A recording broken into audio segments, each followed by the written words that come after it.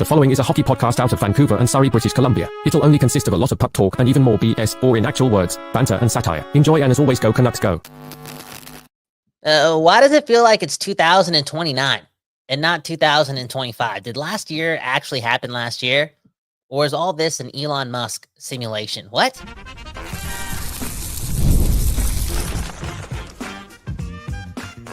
You're Locked On Canucks, your daily podcast on the Vancouver Canucks, part of the Locked On Podcast Network, your team every day. A happy Friday and welcome to another episode of Locked On Canucks. My name is Trevor Beggs, co-host of Locked On Canucks and also a Canucks writer currently with Daily Hive, Vancouver. And man, oh man, even though the times are a little dark here in Vancouver, the sun is shining and we appreciate the hell out of you for tuning in. We're also appreciative to FanDuel for sponsoring the show, baby. Right now, new FanDuel customers can get $150 in bonus bets if your first $5 bet wins. Kyle, if you asked me on February 28th, 2024, if the Canucks were going to sell JT Miller, Elias Pettersson, Brock Boeser, and potentially other assets at the 2025 trade deadline, I would have said that you were smoking something other than the West Coast best stuff out here.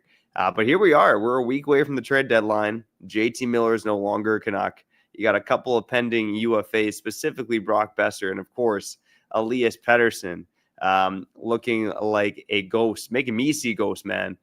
How many of these guys will actually be here by the time we chat next Friday, Kyle? I think that's what I want to get into to kick off today's episode. Wow. You know, we talked about the Pettersson potential trade earlier this week. If there was going to be a three-way deal, we'll get into a bit of that. Brock Boeser, some contract news regarding him. Maybe not such good news, but let's get into the Canucks stars. This core potentially being dismantled right before our very eyes. And Kyle, I hope you had a breather before we hopped on, but how you feeling right now, buddy? I'm feeling mad, man, because it's sunny. And I know that makes little to no sense, but correct me if I'm wrong. Does it not look like April today? Does it not feel like there's potentially a playoff game in like 7 hours? That's what it smells like outside too. Because again, it's just the feel. And I'm so scared that last year was not last year. It was a mirage. It was lucky again, but it wasn't last year. It was actually years and years and years ago, because the way the Canucks are moving now, and not just based on what they're doing on the ice, just based on all the movement that may potentially happen, it seems as if, you know how people like age quickly? It seems as if all of a sudden, again, last year feels like it was 5 years ago. All of a sudden, like everything just moved so quick, and we've reached the end of the window. Like last year, it felt like the window opened, and this year feels like it's shut 2 years ago, and now we got to make decisions, which makes absolutely no sense. But here we are. Once again. Here we are. And you asked me, like, oh, how many of these guys are going to be here next week? I think the easiest answer is who the puck knows, man, for real. Because Albin and Rutherford, a part of me feels like they're going to maybe play it safe and just do the easy stuff like Suter and Boeser. But a part of me also feels like, yo, let's, I was about to swear there, but let's shake everything up. Because you can make the argument that this core has been long overdue for a total blow up anyways. And I know that may involve like Quinn Hughes down the road, but at the end of the day, if this year, this year is the truth. This year's like all those other years in the past prior to last year. And if that's, again, what it is, then a core that's been perennial losers does get blown up. And this year might be the year to do it. Yeah, I don't even really want to go down the Quinn Hughes Boulevard. And as Lane Staley saying in the comments, he's saying no matter what, Quinn Hughes is gone when his contract is up. He's tired of You never know. Trevor, can we be positive? You never know. Like, you never know. Well, that's what I'm saying. This is what I'm saying. You never know who we bring in. You don't know what Quinn Hughes is thinking. We don't know. And we don't know. Again, like, Trevor, it's safe to say this, right? Boeser, Pettersson, Demko, Miller, and Hughes, they were all here for a very long time. And again, look at the record. They've sucked. Win-loss wise, they've sucked. Straight up. So who's to say when all these guys leave, but Hughes stays, who's to say that we won't be a better team? The bar's not that high. So we could still impress Quinn Hughes next year. And he could understand it. He could get it. And he keeps talking about how, like, yo, the playoff crowd in Vancouver was like second to none. It was so great. Like, you never know. And again, I just want to preface that again. The Canucks have sucked for a very long time with all these guys. So we could be a better team next year. 100%. And I think, Kyle, like this is a perfect example of how life moves fast in the NHL. I think that's a phrase that I probably throw it on the show or in my writing about once a month. But, we didn't think we'd be in this spot 12 months ago, and another 12 months, like maybe this team is surprising everyone again. So for better reasons, we hope. But in terms of the deadline ahead, I mean, look, I think trading Pettersson obviously is probably a bit of a pipe dream. Now, that being said, we did touch on it this week. The potential of a PD Rantanen deal, which is some pie in the sky stuff. But Kyle, we kind of came to the conclusion that, if the trade like that was going to happen, and really the only argument is the Carolina Hurricanes are one team that really does love Elias Pettersson. They've struck out, I guess you could call it, in a couple of rentals with Jake Gensel. They went around with Jake Gensel, then he walks. Mikko Rantanen, that's not working out. Now he's in rumors as well. Elias Pettersson, could he find his game in a quieter market in Carolina? You got a fancy stat department there that I think would be more willing to bet on that. But again, this trade is far-fetched, but that's the one kind of huge trade that could absolutely shake up this organization. The JT Miller trade, I wouldn't even say it shook up the organization. It did in a sense in terms of they made the defense better, get Hedl in the door. But trading Elias Pettersson would really signify this core completely dismantled. Even if like Hughes and Demko and even Boeser are still around, like trading Pettersson would be the end of the core. I guess so. It would be the reset. I don't know. Like his deal is the most complicated one to move, but I just feel as if, again, Carolina has been interested for so long that they would be salivating. I said that word right. At the opportunity to get him at the lowest of lows. Even though I think the Canucks would have some leverage, like they could ask for whatever they get for Rantanen in the 3-way deal, and also ask Carolina to throw in some more things just to get Pettersson on term. But again, we're not talking about Pettersson from last year. Like again, there's a chance that Carolina is so desperate. I know who do they have as a GM? Mark Zuckerberg. What's his name again? Eric Kaluski. It's Mark Zuckerberg's cousin. Straight up. They look exactly like. Okay. Anyways, that's the only like I don't even see Buffalo going after Pettersson. I only think it's Carolina. Yeah, honestly speaking. But even on that note, Sebastian Aho, he writes a Player Tribune's article yesterday apologizing to the Carolina Hurricanes fan base, talking about how they've gotten so close, quote unquote. They've had good regular seasons, boom, bam, but it's not good enough. Like, again, is a team whose biggest leader has, talking to the fans like that. Are they that interested in Pettersson, who's just been, Anyways, Trevor, Boeser, Suter, Miller, Pettersson, all these guys going. Like, can we just stick on this instead of like proposing invisible trades? Like, how did this happen? Can we just go there? How did this happen? Because 10 months ago, look at that roster. Look at the swagger. Look at what Rick Tocchet said after we lost. It's cool to be a Canucks fan again. Like, I don't know, I'm paraphrasing, but that's what he said. Like, how did we age this quickly?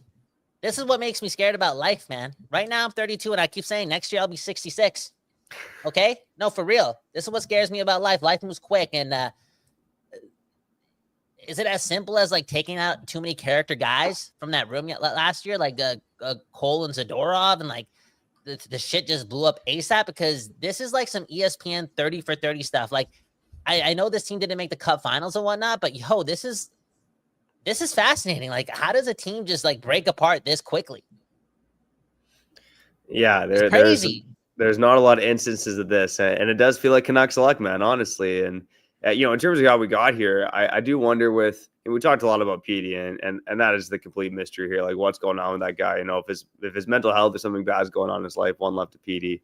It's hard to be much worse than he is right now. I do believe that he'll find again someday, but I'm not super confident saying that because it's been so long since he's been bad.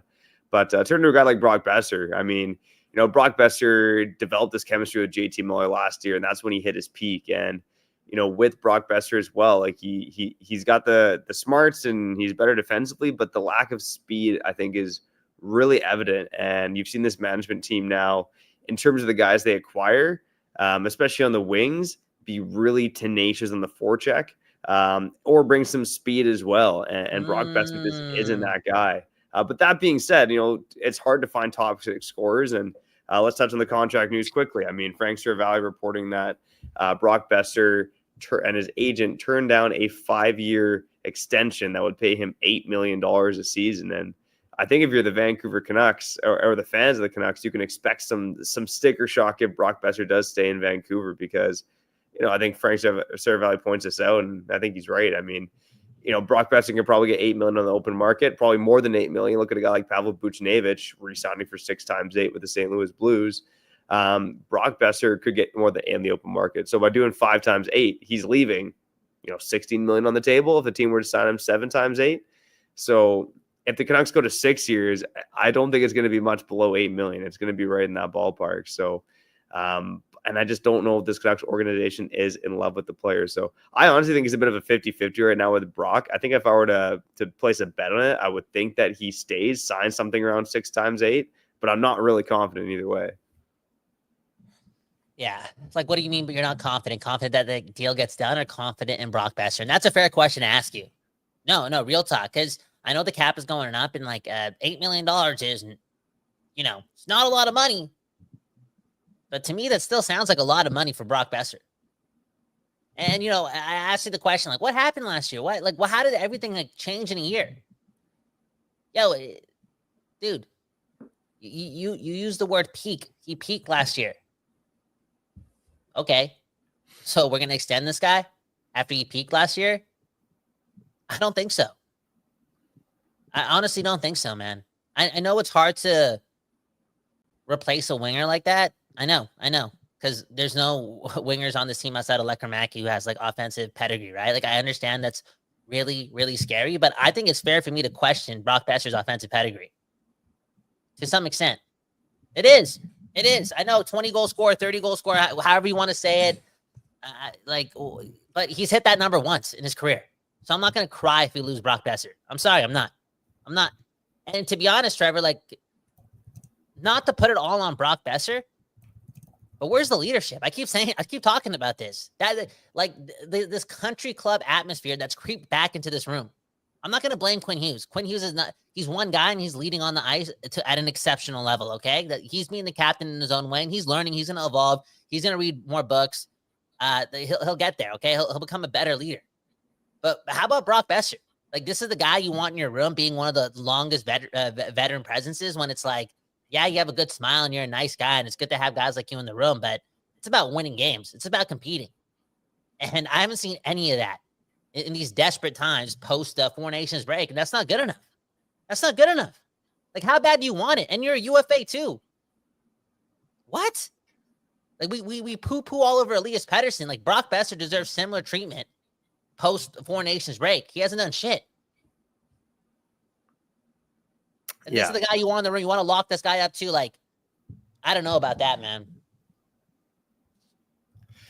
It's a tough time here, but let's get a little bit of optimism on the other side, Colin. On the other side, there's 2 things I want to touch on, and it is one of the biggest turnarounds in NHL history, led by Jim Rutherford, and it's also the 3-way deal stuff. I know it's fantasy land stuff, but if there is a deal to be brokered between Pettersson and Rantanen with the Canucks as the broker, who is that other third team? So let's get to that on the other side. Get to some of your comments as well.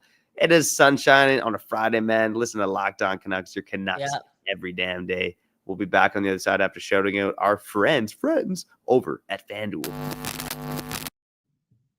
You know the deal. If you're betting on sports, you got to go check out FanDuel, because when the puck drops and the action is just getting started, there's no better place to get in on that action than FanDuel. They are America's #1 sports book. With FanDuel, you can place live bets throughout the game, so even if you miss the opening tip-off or want to bet on a third-period comeback, you can still get in on the action with FanDuel with some live same-game parlays. And man, oh man, Kyle, do you think the Canucks will actually be favored against the Kraken on Saturday night here? We're going to win 8-1, and Right. Calgary's going to lose, and we'll be back up 3 points on the Flames. Okay, I'm optimistic, man. Sort of. I mean, I like your optimism. And hey, the Canucks, again, still in a playoff spot, technically speaking. Looking at the line ahead of the Canucks and Kraken, FanDuel is starting to catch up to the fact that the Vancouver Canucks aren't very good right now. We'll talk maybe a little bit more about the Kraken game later, but pretty much it is a 50-50 split. Both teams, the Kraken and Canucks, minus 110 on the money line. So whether you bet on the Canucks, the Kraken, or whatever you're betting on, make sure you go check out FanDuel. New customers get $150 in bonus bets if your first $5 bet wins. Just visit FanDuel.com to join today. Okay, let's get back to the show.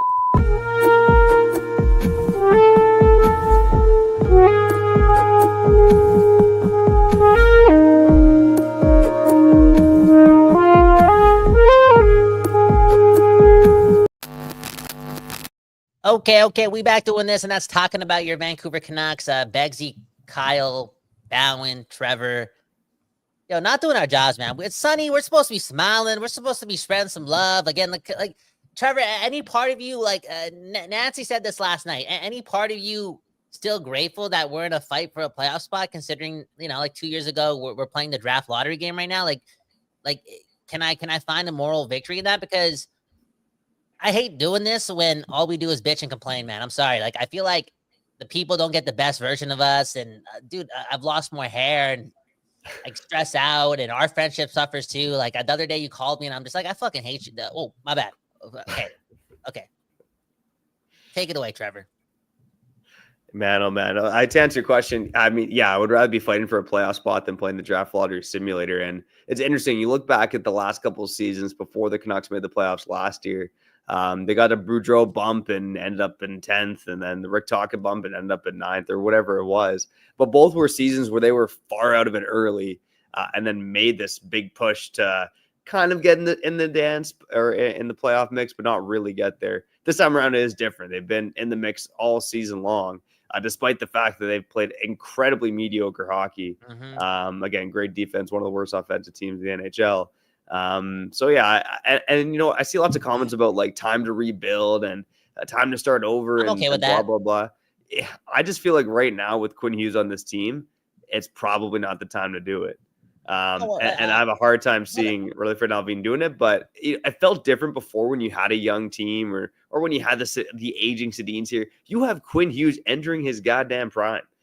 What are you going to do to rebuild this team and get draft picks? And next thing you know, Quinn Hughes is going to be 30 years old. And next thing you know, you're the Buffalo freaking Sabres. So I know I've been on team rebuild for a long time back in the day, but nowadays I'm thinking with Quinn Hughes, I just don't know if there's the appetite for a big, long rebuild. Now, one last point I'll make on that. Oh, sorry, go ahead. Finish. One last point I'll make on that is, when Rutherford took over and the Canucks I think we were thinking, this was going to take a few years for the Canucks to truly become a contender. And then bam, last year happens and we all start feeling differently. I still do have some faith in this management team to turn it around quick. And honestly, man, it's beating a dead horse. If Pettersson was the player he was, we'd firmly be in a playoff spot right now. We wouldn't even be having these conversations. Yeah. This management team has done a good job of drafting, developing, and putting a good team together. That's true. But you can't win without star power. That's true. And it's fair for us to say, I don't want anyone in the comments being like, oh my God, you guys can't just blame one player. You can't just blame Pettersson. It's a team thing. It's a management thing. It's a Tocchet thing. Dude, it's so fair for Trevor to say, if Pettersson was back to normal, this team would be comfortably in a playoff spot. That makes sense, okay? Yeah, we're all the same. There's multiple players on this team. But if your best player is actually acting like its best player and also acting like a leader, the trickle-down effect, okay? It's actually a thing, okay? Don't forget about that. And we're not getting any of that in the forward department, okay? And it's okay to put a lot of that responsibility and blame on Elias Pettersson. That's okay. There's levels to this, right? And he wanted to be the highest paid Swedish player of all time, right? Is that what Pettersson wanted? Is that what Pettersson wanted? He wanted the smoke, right? So it's okay. It's okay to blame him for that. It's okay. Anyways, let's get to some comments, okay? And then we'll talk more about Brock Boeser and some more trades. And I'm aging, man. I'm aging quick. This one goes to Elson, okay? We're not in a fight for a playoff spot. We're going through the motions. The team is a joke right now. The Canucks are also not in control of their own destiny, and any making the playoffs will be the fail, and not making the playoffs will be the failure of this team. I think that's what he's trying to say. Anyways, they are going through the motions. That's the interesting part too. They've been so mediocre. I think Tyler Myers is second on the team in points, if I'm correct, since the start of the new year. Dude, I don't know if I'm joking on that. He's second on the team in points. The Canucks may finish this season without one forward with more than 51 points. Dude. In 2025 when scoring's been going up too. Dude, it's fair to say, not negative, it's fair to say that this could go down as the most disappointing Canucks season of all time. But here we are still fighting for a playoff spot with 23 games left. And that's a testament to how like wide open this whole thing is. And all in all, like it's again, man, I was just looking forward to eating hot dogs with Trevor in April, man. That's all I'm saying. Anyways, Brock Boeser, is he going to be eating more Japa dogs? I don't know. Brock Boeser wants to stay. Supposedly turns down a 5-year deal, a 6-year deal, whatever it is. He wants 8. Boom, bam, boom. And I'm here to say again, like, no big deal if we let go of Brock Boeser. Like, let's not stress about that, okay? Canucks fans, like, can we just, like, man up a bit, grow up a bit? Like, we've been losers with this guy on the team. Same thing with Pettersson. It's okay if these guys go. I want new. I want to win. It's all good at Applewood, Trevor. It's funny. I said it's all good at Apple to my daughter the other day, and she was like, "Huh?" And I had to explain that. But I'm not stressing too much over Brock Boeser. I'm very curious what the Canucks are going to do. But I mean, Kyle, look, here's the numbers I just pulled them for the Canucks scoring leader since January 1st, and Quinn Hughes, 18 points in 15 games. Myers, 12 points in 20 games, second overall. That is crazy. With Boeser, 11 points in 23 games. Miller's gone. Erlin, 9 points in 23 games. Hronek. DeBruska's 8 points in 23 games. Suter's 8 points in 23 games. Höglander, 7 points in 21 games. And finally, Elias Pettersson, 7 points, 1 goal in his last 19 games. He has 3 assists in 12 games since the JT Miller trade. Yo, you don't have to just brush off of Brock Boeser having 11 points in 23 games. That's not good enough. That's and at least Ford's on the team. This guy's turning down $8 million a year supposedly. I don't believe that. This guy, I know we can get more in the open market, but you care about the team? You care about the team, Brock? You really think you're that guy, eh? You really think you're that guy? The team needs you this year more so than ever. This team needs leaders stepping up. Big year coming off a successful season last year. Stretch drive again. Quinn Hughes needs you. And you got 11 points in your last 23 games. Okay. You know what I'm saying, bro? Like, where's the leadership? Crazy, man. Crazy times for sure. Now, Kyle, let's cut to break here. On the other side, I do want to touch on something that no one else in Canuck Nation has talked about yet, and it is one of the greatest turnarounds in NHL history, led by Jim Rutherford. We'll also get to more of your comments as well. You're listening to Locked On Canucks, your Canucks every damn day. We'll be back after shouting out our friends over at oh baby, it's Trade Coffee. Okay, Kyle, before I get into it here, what is the an unhealthy amount of coffee to drink per day? Like, what would be your max in terms of coffees per day? I Googled this because I was like, I like drinking a lot of coffee because I've just been wired. I've been writing more books, little short stories, doing my thing, boom, bam, living life. So I think like 4 cups is like the max. 4 cups is the max, right? Yeah. It's like 250 milligrams if I'm right, like of caffeine. Like you got, yeah. I think a cup of coffee is closer to 90. I thought I read that like 400 milligrams a day is kind of like your max, right? Okay. But for those who don't know, I mean, Henrik Sedin famously was having like 8 black coffees a day, and Henrik Sedin is a freaking savant. Are you serious? So Henrik Sedin, it's a old myth, or not. I even think it's a myth. I think it's true. That's been floating around Canucks Nation for a long time. He's famous for drinking like 8 black coffees a day. So if Henrik Sedin can do it, you can too. Okay, and if you're gonna drink coffee, don't get that crap from the grocery store. Go get Trade Coffee, okay? Because let me tell you, this coffee is next level. Trade Coffee brings you fresh coffee from over 50 of America's top roasters. Their experts have taste tested thousands of coffees, curating over 450 amazing roasts. Whether you're new to coffee or know exactly what you like, they'll handpick the perfect match for you.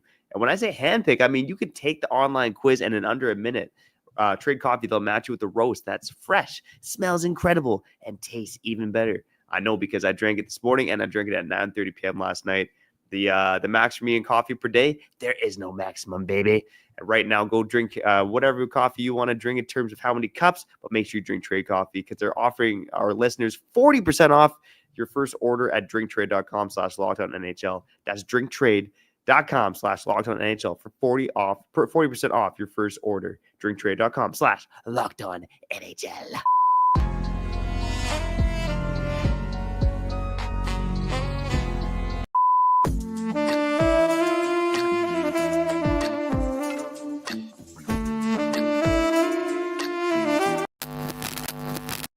Okay, we back doing this, and that's talking about your Vancouver Canucks. I'm trying to keep it positive. Trevor, you have beautiful children. Your daughter's so cute. She's so funny. Anything funny she said recently? Like, can you just I don't know, make the people happy here? Remember that one story she told you around the campfire? Can you just everyone listen in, okay? Let's get happy. You want a smile on her face? You remember that story that you told me? I could hear that story multiple times. Can you just do that for the people? Because I want to smile.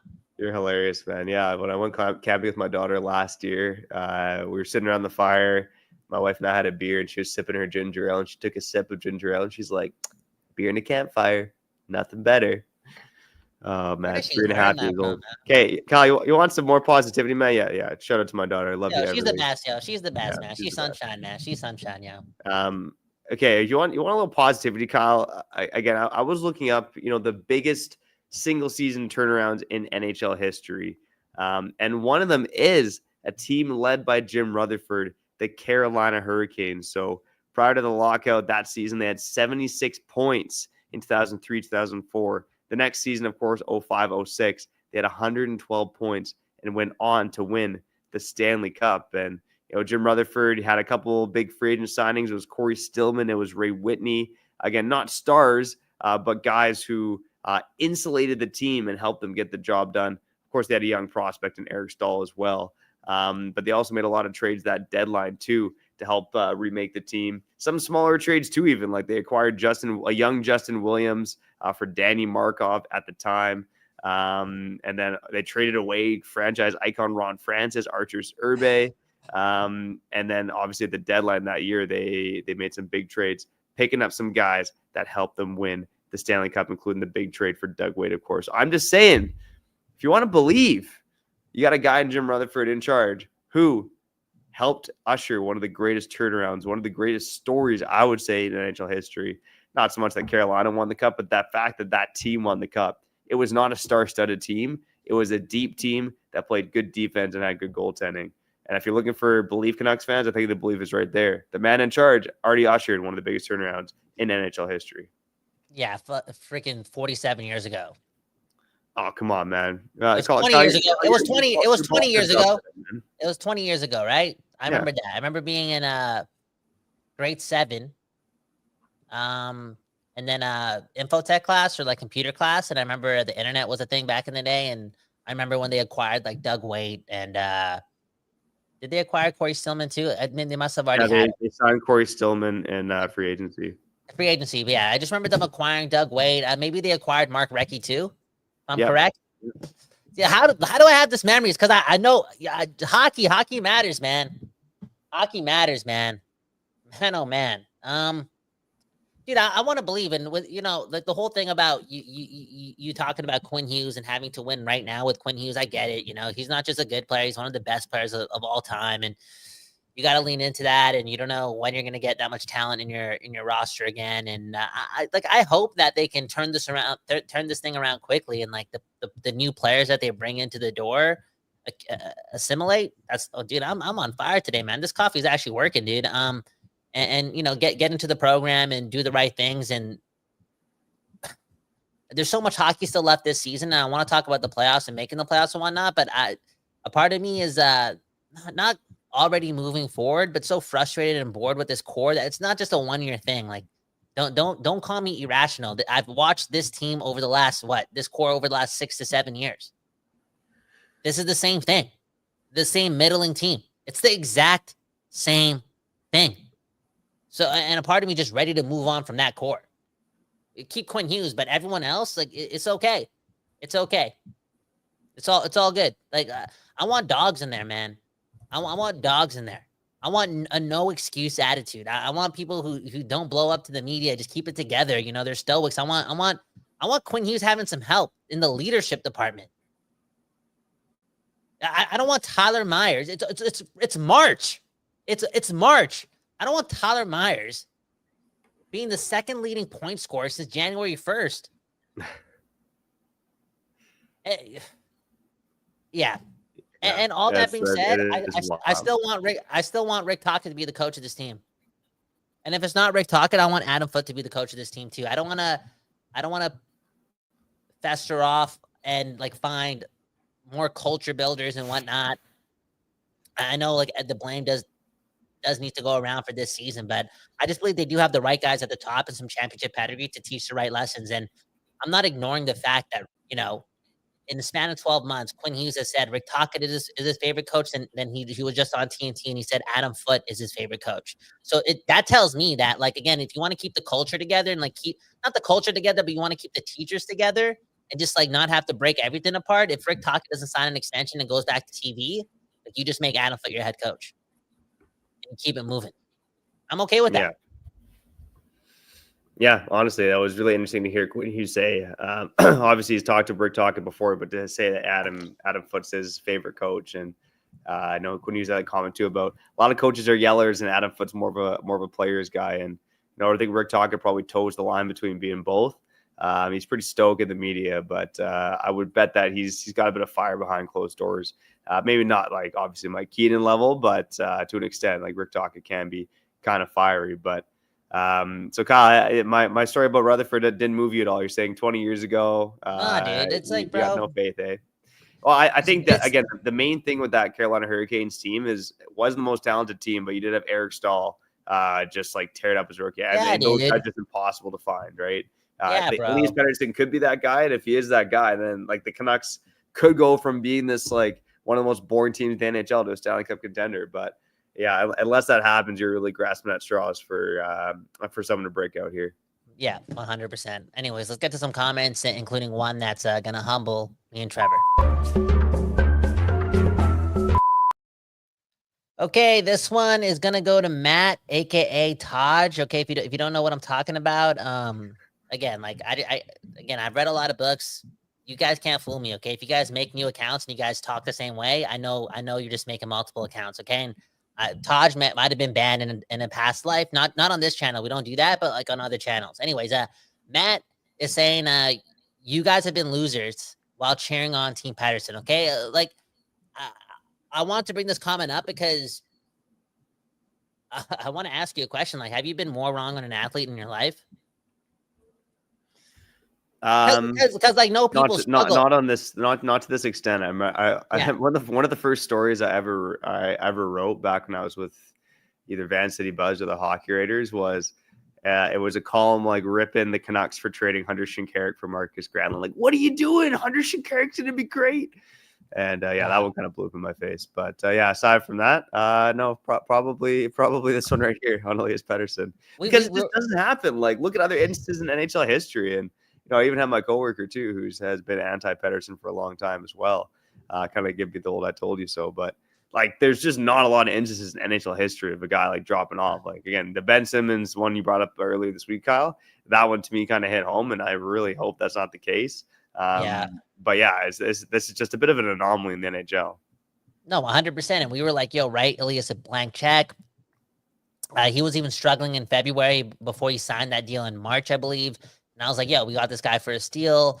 He'll be back to form and all this stuff. And just in general, like, being wrong on this guy's compete. You know what I'm saying? Like, there's a big reason why Trevor and I enjoyed everything Elias Pettersson was, his cerebralness and his offensive abilities and his defensive abilities. But I saw a player that also just, like, he skated hard. He set the tone. He was the hardest working player on the team. And that part of it disappeared. And it's unfortunate that he hasn't been able to find it this year because, again, Quinn just needs some help, man. He needs some help. And then we'd be comfortably in a playoff spot. And overall, just disappointed, man. Just disappointed in everything Elias Pettersson right now. Anyways, next comment. I want to read this from Dan. He says, use the deadline cap space to acquire draft picks and flip them for top 6 help. How about use the deadline to get more draft picks from Suter and Boeser and whatnot, and maybe Pettersson, and again, get creative and like make some trades, like use those draft picks to make some trades and bring in the talent in their top 6. That being said, like I feel like when you do that, when you garner draft picks and then flip them for like prominent players, those prominent players that you're acquiring more often than not have like a year left on their contract, or have like a bad contract, or have like they're not playing at full potential. You know what I'm saying?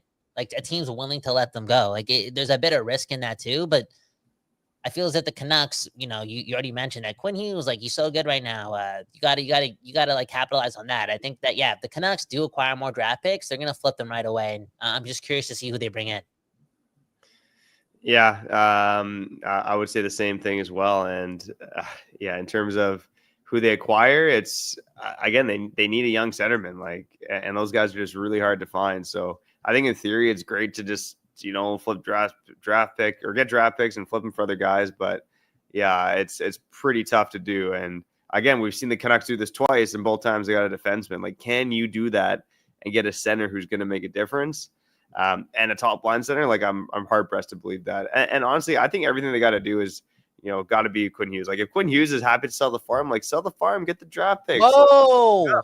If Quinn Hughes wants to make the playoffs, then I think you got to try and make the playoffs.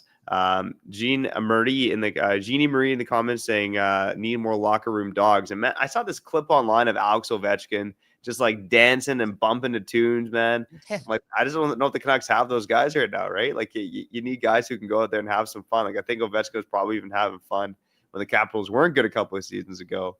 Yeah, the Canucks just need to have more fun, man. I don't know what they need in there. Maybe some 5-God tracks, but they're not having that much fun right now. Maybe they need a bald Kyle Bowen in the dressing room, because Pivanek in the comments saying bald Kyle Bowen over bald Rick Tocchet. I would agree, man. I can't believe I'm balding. I can't believe like this is happening. The Canucks are gonna be sellers. Like, man, what a time to be alive, man. What a time to be alive. And again, like 8 months ago, 10 months ago, like the window's opening, man. I was supposed to jump out the window and fly, And now I'm jumping out the window. Okay. Kyle Bowen, Trevor Beggs, Locked On Canucks. Okay. That was getting a little too dark. My bad on that. Again, the Canucks matter to me. Like I said, in 2005, I was in infotech class doing research on Mark Recchi and Doug Waite, because I want to see like what the hell Dave Nonis was doing at the deadline. Like, where am I going with this? Hit the like button, okay? Hit the like button. It really helps out the show a lot. It helps us grow. Subscribe to the channel. And Jeannie Marie saying it sucks being bald. Well, it sucks being you, Jeannie. What? Okay, I'm in a dark place right now, okay? I'm sorry. Kyle, you're forever sexy, my man, just like Dan Jardine and the rest of you listening to Locked On Canucks. So shout out to you for tuning in. If you like what we're doing, go subscribe and like on YouTube. On the podcast side, go follow us and leave a 5-star review. We see those 5-star reviews and we appreciate the hell out of each and every one of you. Go enjoy the rest of your day. And Kyle, maybe we'll see you in the post game on Saturday night. But regardless, we'll be back pretty soon, because it is Locked On Canucks, your Canucks every day.